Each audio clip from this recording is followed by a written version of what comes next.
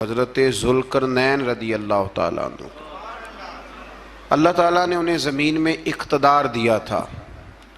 4 لوگ دنیا میں ایسے ہو چکے ہیں جنہیں اللہ تبارک و تعالیٰ نے پوری دنیا میں اقتدار دیا، ایک وقت میں پوری دنیا کا ایک ہی بادشاہ۔ 2 مسلمان تھے، 2 کافر۔ مسلمانوں میں حضرت سلیمان علیہ السلام اور جناب ذوالقرنین علیہ السلام، اور کافروں میں بخت نصر اور نمرود۔ یہ 2 لوگ ہیں جنہیں اللہ نے پوری دنیا میں اقتدار دیا، اور پھر اس کے بعد آنے والے وقت میں اللہ تعالیٰ امام مہدی کو سارا اقتدار عطا فرمائے گا، پوری دنیا کا۔ حضرت ذوالقرنین کے بارے میں 2 روایات ہیں، ایک تو یہ ہے کہ وہ نبی تھے اور ایک یہ ہے کہ نہیں وہ ولی تھے، لیکن مجھے حضرت مولا علی شیر خدا رضی اللہ تعالیٰ عنہ کا قول ملا ہے جس میں آپ نے فرمایا کہ نہیں وہ نبی نہیں تھے، تو اس لیے میرا نظریہ یہی ہے کہ وہ اللہ کے ایک نیک بندے تھے۔ اللہ نے انہیں پوری زمین میں اقتدار دیا۔ وہ ایک مہم پہ نکلے، ان کا ارادہ بنا کہ میں ذرا دنیا کا چکر لگاؤں، تو انہوں نے سفر شروع کیا کہ میں دیکھوں ذرا سورج غروب کہاں ہوتا ہے۔ تو فرماتے میں پہنچا، بڑا گیا، لیکن میں اس مقام تک پہنچ گیا جہاں سورج غروب ہوتا ہے، تو پھر میں نے دیکھا کہ ایک سیاہ کنواں ہے جس کے اندر جا کے وہ چھپ گیا ہے، لیکن رب کریم کی اس حقیقت تک میں پہنچ سکا نہیں۔ پھر آپ فرماتے ہیں کہ میں آگے نکلا تو مجھے ایک قوم کے بارے میں بتلایا گیا جو بڑی خونخوار قوم تھی، بڑی خونخوار، اس کو یاجوج اور ماجوج کہا جاتا ہے۔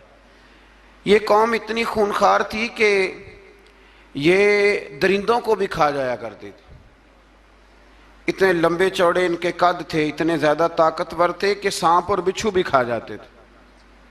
یہ نکلا کرتے تھے سبزے کے دنوں میں تو ساری کھیتیاں اجاڑ جاتے تھے، ہر چیز تباہ کر جاتے تھے، حتیٰ کہ انسانوں تک کو کھا جاتے تھے۔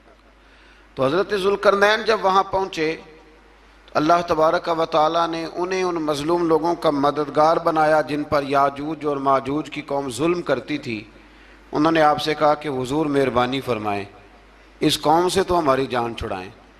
آپ نے فرمایا تم میری مدد کرو۔ انہوں نے کہا حضور کس طرح؟ فرمایا بس جسمانی طور پر میری مدد کرو۔ تو آپ نے پھر وہاں ایک دیوار بنائی، ایک دیوار، لوہا کاٹ کر، سیسا پگھلا کر، پتھر ڈال کر ایک بڑی موٹی تازی دیوار بنائی، اور اتنی اونچی بنائی، اور پھر اس کے چاروں جانب آگ جلائی تاکہ وہ لوہا اس طرح پگھل جائے کہ وہ دیواروں کے ساتھ چپک جائے، تاکہ کوئی آدمی پیر رکھنا چاہے تو پیر رکھ کے اس پہ چڑھ نہ سکے۔ آپ نے وہ دیوار بنائی۔ اب اس قوم کا حال یہ ہوا کہ وہ اس کے اندر قید ہیں، وہ صبح جب اٹھتے ہیں تو اس کو توڑنا شروع کرتے ہیں، توڑتے رہتے ہیں، تو جب شام ہوتی ہے تو ان میں سے ہر روز ایک شخص کہتا ہے اتنی رہنے دو، باقی کل کریں گے۔ لیکن جب وہ سویرے اٹھتے ہیں تو اللہ تعالیٰ اس دیوار کو پھر سے مضبوط فرما دیتا ہے۔ نبی کریم علیہ السلام نے فرمایا قرب قیامت میں ایک وقت آئے گا، قیامت کے قریب جا کے ایک ٹائم ایسا آئے گا کہ اس مخلوق میں سے ہی ایک شخص پکارے گا، اور پکار کے کہے گا کہ اب سو جاؤ انشاءاللہ۔ اللہ ان کی زبان پہ جاری کہے گا اب سو جاؤ اور سویرے انشاءاللہ یہیں سے شروع کریں گے۔ تو فرمایا وہ چونکہ انشاءاللہ کہیں گے تو پھر اللہ تبارک و تعالی اگلے دن اس دیوار کو وہیں پہ رکھے گا جہاں رات کو انہوں نے اسے چھوڑا تھا۔ اگلے دن وہ توڑیں گے تو دیوار ساری ٹوٹ جائے گی، اور پھر اللہ تبارک و تعالی کا فضل ہوگا تو مسلمان کی طرف وہ بڑھیں گے، وہ قتل و غارت کریں گے، پھر سے وہی درندگی کریں گے، تو پھر حضرت عیسیٰ علیہ السلام ان کے لیے دعا کریں گے۔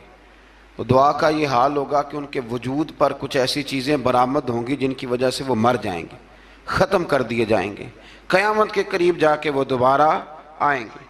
اس کے بعد پھر اللہ تبارک و تعالیٰ نے سورہ کہف کی آخری آیات میں 7 سمندر اور ان جیسے اور بھی آ جائیں، فرمایا 7 سمندر ہوں اور ان جیسے اور بھی آ جائیں، اور مل کر وہ روشنائی بن جائیں تو میرے رب کے کلمات ختم ہونے سے پہلے سمندر ختم ہو جائیں گے۔ اور آخری آیت میں اللہ تعالیٰ نے فرمایا کہ اے رسول صلی اللہ تعالی علیہ وسلم آپ کہہ دیجئے کہ میں تمہاری طرح ہی ایک بشر ہوں، انا بشر مثلکم، میں بھی تمہاری طرح ایک۔ اب مثلکم کا بہت سارے لوگوں نے ترجمہ اپنی طرح کا کر لیا ہے، حالانکہ حضور صلی اللہ تعالی علیہ وسلم نے فرمایا کہ بشر ہونے میں تمہاری طرح ہوں، رسول ہونے میں تمہاری طرح نہیں، اللہ کا حبیب ہونے میں تمہاری طرح۔ اور وہ یہ جو میں کہہ رہا ہوں نا نہیں، تو یہ صحیح بخاری کے لفظ ہیں، حضور نے فرمایا ایکم مثلی، کون ہے تم میں جو میری طرح ہو، یہ صحیح بخاری کے لفظ ہیں۔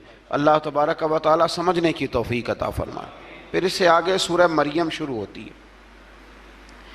اس صورت میں اللہ تبارک و تعالی نے حضرت زکریہ علیہ السلام کا ذکر فرمایا ہے کہ وہ لا ولد تھے اور بڑھاپے کی عمر کو پہنچ چکے تھے۔ انہوں نے اللہ تعالیٰ سے اولاد کی دعا کی جو ان کا اور آل یعقوب کا وارث ہو، تو اللہ تعالیٰ نے انہیں بیٹے کی بشارت عطا فرمائی جس کا نام انہوں نے یحییٰ رکھا، بلکہ یہ نام انہوں نے پہلے سے رکھ لیا تھا، یہ یحییٰ نام انہوں نے پہلے سے رکھ لیا تھا۔ مجھے اب لوگ کس سینس میں مسئلہ پوچھتے ہیں یہ نہیں مجھے بتا، لیکن مجھ سے ایک دوست نے کچھ دن پہلے پوچھا کہ پیدائش سے پہلے بچے کا نام رکھنا جائز ہے، تو میں نے انہیں کہا کہ ہاں، آپ سورہ مریم پڑھیں گے تو آپ کا اندازہ ہوگا کہ حضرت زکریہ نے بیٹے کا نام پہلے ہی رکھ دیا تھا، کیونکہ انہیں یقین کامل تھا کہ رب کریم مجھے بیٹا ہی عطا فرمائے گا۔ تو حضرت یحییٰ علیہ السلام کو اللہ تعالیٰ نے بچپن میں ہی نبوت عطا کی اور کتاب دی۔ ان کے اوصاف یہ بیان کیے کہ وہ پاکیزہ اور متقی تھے، ماں باپ کے ساتھ نیکی کرنے والے تھے اور سرکش نہیں تھے۔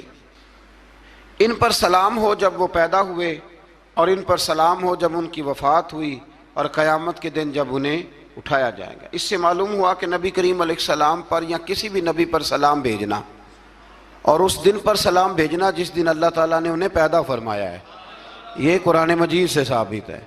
یعنی آپ یہ کہہ سکتے ہیں کہ جس سہانی گھڑی چمکا طیبہ کا چاند، اس دل افروز ساعت پہ، دل افروز ساعت پہ اللہ، تو یہ عین قرآن مجید ہے کہ جس دن وہ پیدا ہوئے اس دن ان پر سلام۔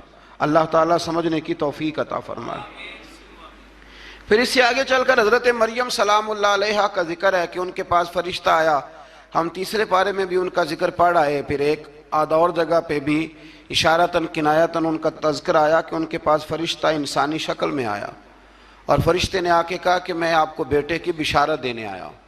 کہنے لگی میرے پاس کیسے بیٹا آئے گا، مجھے تو کسی مرد نے چھوا ہی نہیں۔ تو فرمایا رب ایسے ہی کرتا ہے جب وہ کسی کام کا ارادہ فرما لیتا ہے۔ تو حضرت مریم کے ہاں اللہ تبارک و تعالیٰ نے حضرت عیسیٰ علیہ السلام کی ولادت فرمائی۔ حضرت عیسیٰ بغیر باپ کے پیدا ہوئے، اور حضرت آدم علیہ السلام غیر ماں باپ کے پیدا ہوئے، تو یہ اللہ کی قدرت کی نشانی ہے۔ اب حضرت عیسیٰ علیہ السلام کی جب ولادت ہوئی تو یہ آپ کا معجزہ اور حضرت مریم کی کرامت سامنے آئی کہ آپ ایک خشک کھجور کے نیچے بیٹھی تو اللہ تعالیٰ نے اسے سرسبز و شاداب کر دیا، اور آپ اس کو ہلاتی تھی تو وہ کھجوریں گرتی تھی۔ بڑی پریشان تھی آپ کے، قوم کے سامنے کیا منہ لے کے جاؤں گی، لوگ کیا کہیں گے۔ لوگوں کے لیے الزام لگانا، پروپیگنڈا کرنا بڑا ہی آسان کام ہے۔ دو ہی تو کام دنیا میں آسان ہے، ایک بدگمانی کرنا اور ایک غیبت کرنا، اور اتنا مزیدار کام ہے کہ آپ ساری دیہڑی کرائیں، کوئی بندہ تھکنے کو تیار، معاذ اللہ ثم معاذ اللہ، سارا دن۔ اور اگر آپ کہیں کہ اللہ کا ذکر کرو، تسبیح لے لو، صرف 500 دفعہ درود شریف پڑھ لو، تو پھر کیا بنے گا، کام یاد آ جائے گا، بہت سارے لوگوں نکل لیں گے۔ کبھی کبھی کچھ چیزیں بڑی یاد رہ جاتی ہیں۔ ایک شاعر نے ایک شعر کہا تھا، میری تھوڑی سی شعری ذوق ہے تو مجھے دلچسپی ہے، رہ جاتی ہیں کچھ باتیں ذہن میں۔ ایک دفعہ ہمارے ایک دوست کے بارے میں کچھ پراپیگنڈا ہونے لگا، تو میں نے انہیں ایک شعر لکھ کے بھیجا، مجھے یاد تھا، میں نے ایک شعر لکھا۔ کسی شاعر نے کہا تھا کہ مخلوق تو فنکار ہے اس درجہ کے پل بھر میں، سنگے در کعبہ سے بھی اصنام تراشے۔ کعبے کے اندر سے مٹی لے کے لوگ بت بنا لیتے ہیں اور اللہ کا شریک بناتے ہیں۔ تو کہنے لگا شاعر کہ مخلوق تو فنکار ہے اس درجہ کے پل بھر میں، سنگے در کعبہ سے بھی اصنام تراشے۔ تم کون ہو، کیا چیز ہے داغ کبابی، لوگوں نے تو مریم پہ بھی الزام تراشے۔ لوگ تو منٹ لگاتے ہیں، وہ جو رہی مسجد میں، پلی مسجد میں، لوگوں نے الزام لگانے کا وقت آیا تو الزام لگا دیا، سید عائشہ صدیقہ پہ لگا دیا، صدیق کی بیٹی اور صدیقہ. آپ سوچ سکتے ہیں کہ لوگ کہاں تک جاتے ہیں اور باتیں کہاں تک پہنچتی ہیں. تو یہ میرے رب کریم کا فضل اور کرم ہے کہ جناب مریم کی برات کا اعلان بھی قرآن نے کیا اور حضرت عائشہ صدیقہ کی برات کا اعلان بھی قرآن پاک نے فرمایا. یہ بھی قرآن مجید نے فرمایا ہے. اور کل پرسوں بھی بات ہو رہی تھی حضرت یوسف علیہ السلام کی، تو الزام تو لگتے رہتے ہیں. تو میں نے اس دن بھی سوال کیا تھا، پھر دہراتا ہوں کہ غلطی کیا تھی حضرت یوسف کی. کبھی کنواں اندھیرا، کبھی بھائیوں کے تھپڑ، کبھی مصر کا بازار. اور ذرا سوچو تو صحیح، جب بولیاں لگتی ہیں انسان کی تو کیا حال ہوتا ہے. اور پھر ذرا یہ بھی تو دیکھو نا کہ جب زلیخا نے الزام لگایا تو پھر کیا حال ہے. اور پھر 12 سال کی جیل پر رب فرماتے ہیں شانیں میں نے یوسف کو ہی عطا فرمائی ہیں. تو حضرت مریم سلام اللہ علیہا جب وہ بیٹا لے کے گئی ان کے پاس تو انہوں نے کہا یہ کہاں سے آ گیا. آپ فرمانے لگی میں نے تو چپ کر روزہ رکھا ہوا ہے، اسی سے پوچھ لو یہ کہاں سے آیا ہے، یہی بتائے گا. پنگوڑے میں تھے حضرت عیسیٰ علیہ السلام، پنگوڑے میں. تو قرآن مجید کہتا ہے کہنے لگے قال انی عبد اللہ. حضرت عیسیٰ بولے اور بول کے کہنے لگے میں اللہ کا بندہ ہوں. اور آتانی الکتاب، خالی نہیں آیا، کتاب ساتھ لے کے آیا ہوں. وجعلنی نبیا، اور اس نے مجھے نبی بنا کے بھیجا ہے. تو حضرت عیسیٰ علیہ السلام پنگوڑے میں ہیں تو کلام فرما رہے ہیں، اپنے نبی ہونے کا اعلان فرما رہے ہیں. اب اس بندے کے قریب جا کے اس سے سوال کرنے کو دل نہیں کرتا جو نبی پاک کے بارے میں کہتا ہے 40 سال کے بعد نبی بنے. یہاں پنگوڑے میں حضرت عیسیٰ کلام کریں، پنگوڑے میں، اور وہ پنگوڑے میں کہے میں نبی ہوں. اور تو اپنے رسول کے بارے میں یہ کہے کہ بکریاں چرا رہے تھے تو معاذ اللہ انہیں پتہ ہی نہیں تھا کہ میں نبی بن جاؤں گا.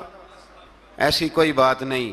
اعلیٰ حضرت فرماتے ہیں اللہ اللہ وہ بچپنے کی پھبن، یعنی بچپن میں بھی رنگ ڈھنگ نرالے تھے میرے رسول کی. اللہ اللہ وہ بچپنے کی پھبن، اس خدا بھاتی صورت پہ لاکھوں سلام، اس خدا بھاتی صورت پہ. اور مرحوم اعظم چشتی نے بھی ایک جملہ بڑا خوبصورت کہا، اس نے کہا تیری حیات پاک کا ہر لمحہ پیغمبر لگے، تیری حیات پاک کا ہر لمحہ پیغمبر لگے.